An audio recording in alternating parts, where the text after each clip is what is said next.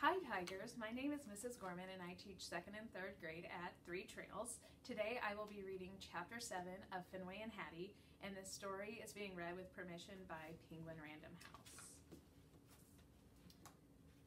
Chapter 7. Later, food ladies in the eating place with the promising sounds of running water, noisy pots and scraping spoons. Delicious smells are drifting through the house, and all I can do is slurp up the drool from my muzzle. Hattie and Fetchman charge in and gather around the table. I park in the safe hallway looking through the door, and I see a wonderful sight. Food ladies pouring tasty food into my dish. As it's rattling in, I jump up and I run in circles. Yippee, it's supper time! Food lady sets my dish on the wicker floor. She takes her seat to Hattie and Fetchman. My tummy is rumbling and I smack my chops. I can hardly wait. Hattie glances at food lady and then back at me. Fenway, she calls in a hopeful voice. I know the routine by now. I cock my head and I put on my most pathetic face. I whimper and I moan, oh please, Hattie, I'm so hungry. Hattie turns to food lady. She wants to bring me that dish. No, food lady says. Fetchman shakes his head. Training, he says. What's wrong? Hattie's supposed to get up and serve me my food here in the hallway. I whine some more. Hattie, oh please, Hattie, please. She's gazing at Fetchman and then food lady and then back at Fetchman. She looks desperate. She wants to help me. What's going on? I cry and whimper and whine again and again and again, and I even roll on my back and moan. Oh why is nobody feeding me? There's only so much suffering one dog can do. It's hard work. I keep whining and moaning while my humans finish eating and put everything away. Hattie acts like it hurts to look at me. The feeling is mutual. Just when I'm ready to give up, Hattie walks out of the eating place and over to the front closet. I spring up to see what's going on. She's holding her backpack and something even better. My leash. Good thing I showed up. Fetchman grabs jingling keys and food lady reaches for her purse. This can only mean one thing. We're going for a ride in the car. Whoopee! Fetchman and food lady are chattering up front. Me and Hattie are curled in the back. She speaks to me in a quiet voice like she's telling me a secret. She pets me over and over. My nose detects a fabulous scent in her backpack. There's no doubt about it. That thing is loaded with treats. Hattie's obviously planning to give them to me. I can't stop licking her face. This is the way it's supposed to be. My Hattie is back. When the car stops, I barrel out the door, ready for the fun we're about to have with those treats. And when I search around the parking lot, there's more excitement in front of my eyes and my nose. Lots of dogs and humans, and we're headed into a giant building. An indoor dog park? Hooray, hooray! I pull Hattie through the doors. I can't get in fast enough. But inside, it's disturbingly quiet. And worse, the dogs are all on leashes. What is this place? I say as we approach a yellow lab. After we politely sniff each other's bums, he tells me that his name is Lance. He's with a tall human who smells like hamburger. Don't know, dude, he said, but then I rarely do. Well, it's going to be wonderful, I say. He gazes at me blankly. Huh? I nuzzle Hattie's leg. This is my short human. Her backpack is full of treats. He perks up. Treats? Awesome.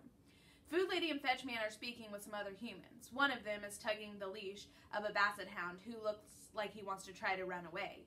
Does he know something I don't? We introduce ourselves. His name is Rocky. This place sure is curious. It must be explored. Nose to floor, I lead Hattie from corner to corner, intoxicated by the amazing aromas. Every single inch of this place smells like dogs. All kinds of dogs. I detect whiffs of schnauzers and boxers and poodles and every kind of breed I can imagine. Even more than I've ever smelt before. Has every kind of dog in the world been here? Talk about a promising sign. This place is probably the best indoor dog park ever, or maybe even dog heaven. As I continue to sniff, I discover something even more incredible. Treats! And not just the delicious kind in Hattie's backpack. Wowee! It's a smorgasbord of dog treats. Cheesy, livery, beefy. The smells are totally overwhelming. I pivot and I jump on Hattie's legs. This is going to be mind-blowing, I bark. I can hardly wait for the fun to start. She looks around uneasily and shifts her backpack to her other shoulder. She smells nervous. Why isn't she more excited? And more important, why isn't she handing me the treats? Suddenly, I notice that one human is striding over towards us purposefully, like maybe she wants some treats too. Well, she's gonna have a fight on her hands. Or maybe not. The one human's energy is friendly, yet her posture is telling me to stay on guard. A bad combination. She starts talking, and Hattie treating her like she's very important. She says that mysterious word, training, too. Hattie grips the leash tighter, like she wants to keep her loyal dog close. There's something puzzling about this one human. Besides the fact that she smells like the same wonderful combination of dogs and treats as everything else in this place. All of a sudden, she turns and begins talking to everyone like she's in charge. And all the humans fall for it. They go quiet, staring at her with rapt attention. The dogs, not so much. Rocky digs his hind claws into the floor like he's being dragged into a vet's office. The roundest beagle I've ever seen turns to me with noticeable effort. Did I hear something about treats? I bounce on my paws. You bet, I say. Tons of them. I smelled them with my own nose. Good, I'm starving, she said, but there better not be any work involved. I don't do work. I gaze at her bewildered. She tells me her name is Sadie. The one human keeps on talking, and the humans keep on listening, and the dogs have no idea what's going on. Do the humans expect us to hang out and wait patiently? That is the very definition of impossible. All of the dogs start barking at once. I want to go home, Rocky howls. Lance jumps on his human's legs, nearly knocking him over. Where are the treats? He barks. I hope I won't be expected to run around or hop over anything, says Sadie, sprawling out and yawning. That is not how I roll.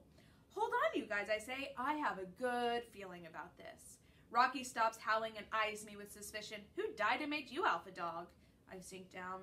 Nobody. Let's give it a chance. A chance, says Sadie, nodding at her anxious-smelling human standing next to her. Honey, it's obvious that you have not been around for very long. The one human says a magical word that we all know. Treats. Every single ear perks up. I spring up and my tail goes nuts. See? I tell the others. It's about time, Sadie said, struggling to push herself on all fours. Huh? Says Lance.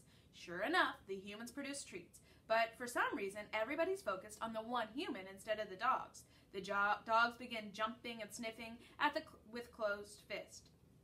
Given the totally unfair height advantage, the humans win for now. I turn to Hattie, who's clutching a handful of tasty little nuggets. Her face is glowing with excitement. Ready? She asks. Oh, I'm so ready, I bark, darting back and forth. She leans over and she holds out her fist. Fenway, sit. I lean up as high as I can, my nose going crazy. Those treats are in there all right. The meaty fragrance is undeniable. I nip and I nip, but Hattie's hand remains closed. Why aren't those treats dropping into my mouth? Hattie's excited face is unchanged. She speaks up again. Ready? Fenway, sit, sit, sit. I'm so ready, and I jump, and my tail is going berserk. Come on, why aren't the treats coming? Hattie's cheeks drop, and so do her eyes. Is this some kind of game? Well, it's not very fun for either of us. Hattie seems almost as upset as I am. Fetchman put his hand on Hattie's back. Food Lady nods at her reassuringly. I'm about to ask why she's the one they're reassuring when our heads turn towards a commotion at the other side of the room. Lance is jumping and pawing at his human. Yo, buddy, where are the treats? He barks. The one human heads over to them, and Lance's human steps aside as if he expects the human to rescue him. He's grimacing like he's in pain, or perhaps he's afraid of what's next. Lance turns to the rest of us. What are you looking at? The one human stands over Lance, and he stares straight into his eyes, and something changes. His face becomes completely focused. He gapes at the one human like she's a ham bone. Sit, she says. He planks it onto his bum, and voila, a treat falls into his open mouth. It's beyond impressive. But it's not over. Stay, said the one human, holding out her arm. She steps back, and Lance waits, completely still, eyes glued as if he's in a trance. Another treat sails over, and nice grab. This happens a few more times. We're all thinking the same thing. It can't be that easy, but nobody has the guts to do anything about it. Or do they? I turn to Sadie and then to Rocky. Just watch, you guys, I say. I totally have this. I swivel back to Hattie. Yo, buddy, where's my treat? I bark. I jump up and I paw at her legs. She jerks away. Fenway! I feel rather than see the attention. Come on, where is it? I bark again, charging at her. Right on cue, the one human comes over. One sniff reveals that she has treats too. She hovers over me. Her body is tall and dominant. Sit, she commands. Talk about intimidating. My hind legs crumble and I sink onto my bum. She looks into my eyes. Stay, she says, extending her arm. I freeze in place. I want to hop up and grab those treats, but her strong gaze and powerful energy are warning me not to. The one human takes a step. I'm still as a statue. Work it, work it, work it, and bingo. Chomp! The treat's in my mouth, and wowee, is it ever yummy. Really, this game is too easy. Apparently, the one human's not very smart. When it's dark outside, we're back at home, and I'm curled up in Hattie's cozy bed. She's smelling minty and subdued. She quickly kisses my front paws and then begins brushing my fur. I sigh happily with each luxurious stroke. I snuggle against my Hattie's chest, ready to melt into a pool of delight. But something is different. Instead of singing the best buddies, she's talking in the same quiet, serious voice that she used before. She's telling me to pay attention to something important. But what? All right, that is the end of Chapter 7. Our trivia question for Chapter 7 is, Hattie is trying to teach Fenway 2 things. What is she trying to teach him? All right, thank you, Tigers. Don't forget to tune in tomorrow night as Miss Enright reads Chapter 8. See you later.